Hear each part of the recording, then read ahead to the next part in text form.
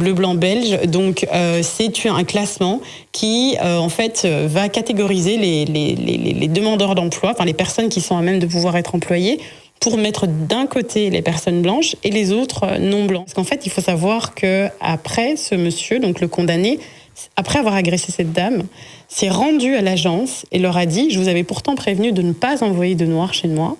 La prochaine fois, je vais les démolir. » Donc là, c'est-à-dire que cette dame, elle a été placée dans une situation de danger par son employeur. Mais dans une autre vie, je reçois certains signalements, oui. Il y a des clients ou des bénéficiaires qui demandent carrément ne m'envoyez pas chez moi des personnes d'origine congolaise ou africaine subsaharienne. Parce que je ne veux pas voir des Noirs. C'est pas un cas isolé, ça arrive régulièrement. Et d'ailleurs, dans certaines institutions de soins, on sait que la junte féminine africaine, elle est dans les maisons de repos, dans les hôpitaux. Certains patients, certains résidents n'hésitent pas à les traiter de macaques, de singes et autres. Donc, je pense qu'il faut pousser les gens à aller faire les signalements et à informer leur employeur, leur conseiller en prévention interne, et constituer des dossiers pour pouvoir dénoncer tout cela. Les signalements ne suffisent pas, si je peux me permettre, lorsqu'on sait par exemple que UNIA reporte que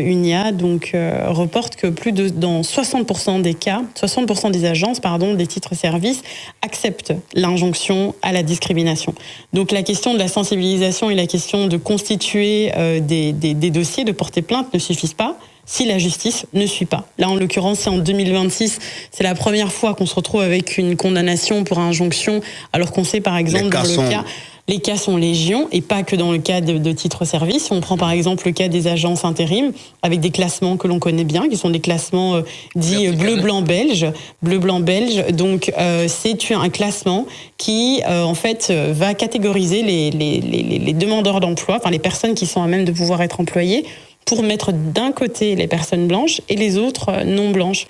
Et c'est fait aussi par les agences immobilières. Ils en partent. N'hésitez pas. Même si cela se terminera au fond d'un tiroir, ne fût-ce que pour vous-même, pour votre image à vous-même, la confiance en vous. Parce que sans le savoir, si vous ne faites pas cette démarche, ça va vous ronger.